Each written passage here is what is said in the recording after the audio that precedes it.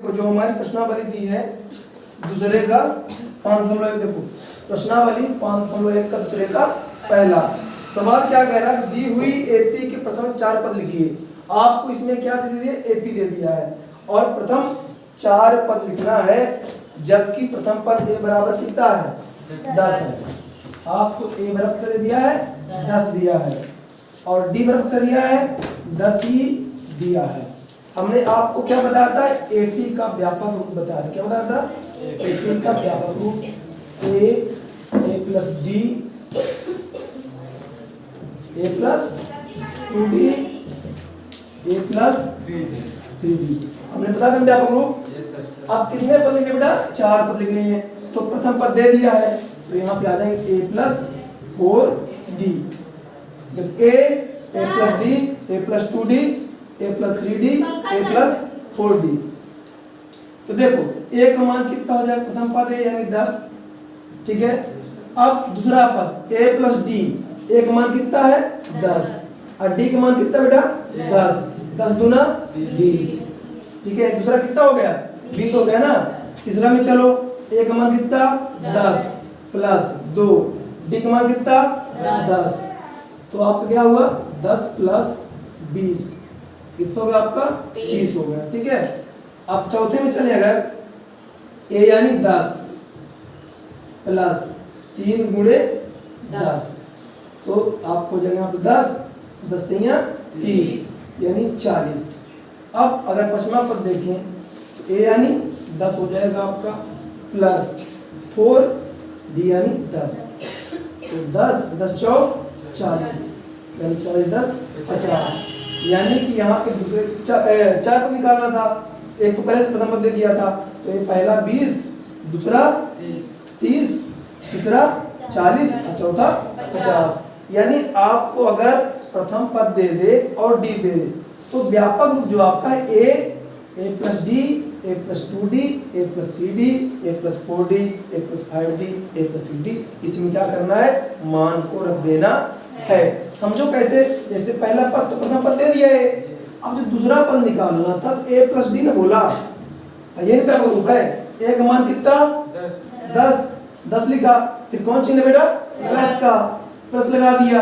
D का मान कितना है 10, तो 10 प्लस 10 कितना आ गया आपका 20 आ गया, ठीक है। यानी पहला पद न बना क्योंकि यहाँ तो हमको एक पहले से दे दिया है, बोला 4 पद ज्ञात करो तो हमने ज्ञात कर लिया। आप दूसरा की बात करें तो ए प्लस 2डी ए प्लस 2डी, ए मतलब 10, अब प्लस लगाओ, जैसे बोलो वैसे करना प्लस, क्या लिखा है 2, डी यानी 10, तो 10 ये रहेगा 10 दूना 20, अब 20 10 30, दूसरा पद निकल आया।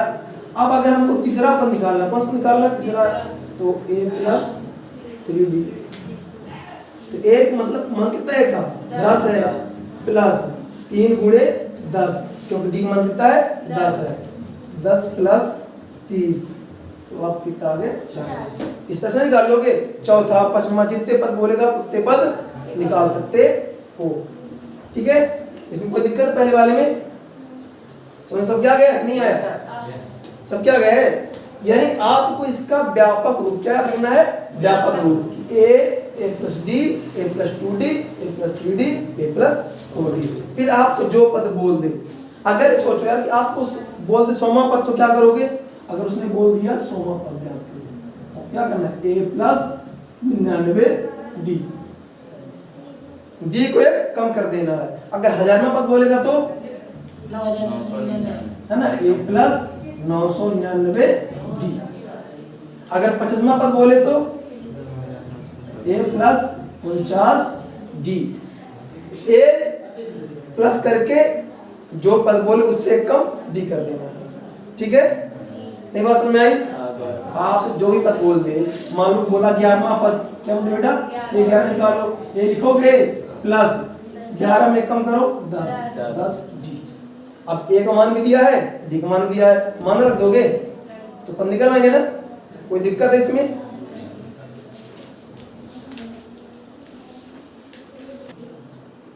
चलो दूसरा जो हमारा सवाल है, ये पहला हो गया, जो दूसरा सवाल है इसको देखते हैं। दूसरा में क्या कहा है, a बराबर -2, a बराबर -2 और d बराबर कितना बेटा 0 दिया है, d बराबर 0। यानी प्रथम पद आपको दे दिया है, इसका मान दिया है, अब हम यहाँ से निकालना चालू करेंगे। तो अगर मैं a प्लस डी की बात करूँ, इसकी बात करूँ a प्लस डी की बात करूँ, a का मान -2 प्लस d का मान कितना है 0, तो आ गया आपका -2। कोई दिक्कत है? -2 में 0 जोड़ोगे -2 ही आएगा। अब अगर हम दूसरे की बात करें a प्लस 2d, तो a का मान कितना -2 प्लस 2 गुणे d का मान कितना बेटा 0 बराबर -2। अब जान तो 0 में गुणा करो क्या आएगा 0 आएगा, तो प्लस का 0 कितना आ गया -2 आ गया। अब तीसरे पद की अगर हम बात करें तो a प्लस 3d, a का मान कितना -2 प्लस 3, d का मान कितना 0, तो -2। अब 0 में 3 का तो 0 ही आ जाएगा 0, तो आ गया -2। अब अगले पद की अगर हम बात करें तो a तो -2 है प्लस 4 गुणे 0, तो -2 और ये क्या हो गया आपका 0, तो आ गया -2। अगर d 0 है तो वही बार बार आता जाएगा, तो इसकी एपी क्या बन जाएगी -2 -2 -2 -2 डॉट ऐसे चली जाएगी। ठीक है ना, जितने पद बोलेगा आपको उतने पद मिल जाएंगे। ठीक है, दूसरे का चलो इसमें क्या दिया है बराबर आपका बेटा a बराबर -2 और d बराबर 1/2 -1 है। चलो a बराबर आपका -1 और d बराबर कितना दिया बेटा आपका 1/2। बस इसका आपको व्यापक रूप देखना है और यही मान रखते जाना है। तो पहला तो यही हो जाएगा -1 प्रथम पद है। अब दूसरे में चले a प्लस d, a का मान कितना है -1 प्लस d का मान कितना बेटा 2, 1/2 है ना। अब इस पे गुणा कर दो, 2 एक कम -2 प्लस 1 बटे a का मान था -1, देखो a प्लस d कर रहे हैं, ठीक है ना। a का मान कितना है -1 प्लस d का मान कितना है 1/2। अब 2 एक कम 2 -2 प्लस 1, ये बताओ जब -2 था एक कितना बचा -1 बचा ना, -1/2। अब अगला लेते हैं तो a प्लस 2, तो दिक्कत है किसी को? चलो a का मान कितना -1 प्लस 2, d का मान कितना बेटा 2। अब दोस्तों क्या हो गए कट गए ना, कितना बचा आपके पास -1 प्लस 1, भाई दोस्तों कट गए ना, 1 बचा तो -1 प्लस 1 कितना आ गया आपका 0 आ गया ना। दिक्कत है तो समझो a प्लस 2d था, a का मान है -1 रखा प्लस रखा 2 d कितना 1/2, 2 गुणे था बटे में 2 कट गया, तो -1 प्लस कितना गया 0 आ गया। अगला देखो a प्लस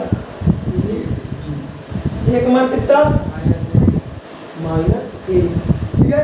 अब प्लस d का मान कितना 1/2। अब यहाँ देखो क्या लिख रहा है आपका 3 गुणे 1/2। देखो -1 रहा प्लस 3 एक कम 3/2 होगा नहीं होगा, 3 एक कम 3 बटे में 2। अब 2 की क्या करोगे गुणा करोगे, 2 एक कम -2 प्लस 3 2, 3 में 2 गया प्लस बच गया सवाल ना, तो प्लस का आपका 2। अब अगला कर देते हैं a प्लस 4, a का मान -1 प्लस 4, d का मान 1/2। देखो 2 दूनी 4 कटना गया, कितना बचा बेटा -1 2 एक कम 2, कितना बेटा 2 मिल गया प्लस का 1। कोई दिक्कत इसमें दिक्कत है? कौन दिक्कत बेटा? तो तो क्या किया हमने, ये जो व्यापक रूप है उसमें मान करते गए, जैसे पहला था a प्लस डी, तो a प्लस डी में हमने क्या करा, a का मान था -1 प्लस d का मान पड़े 2, तो इसका गुणया 2 एकम 2 प्लस 1, अब 2 कर जाता है, 1 दे दिया, कितना बचा, 1 बचा, तो -1/2 एक मान हो गया। फिर a प्लस 2d, a का मान -1 प्लस 2, d का मान बटे 2, 2 से 2 कट गया, तो 1 में गया 0 आ गया।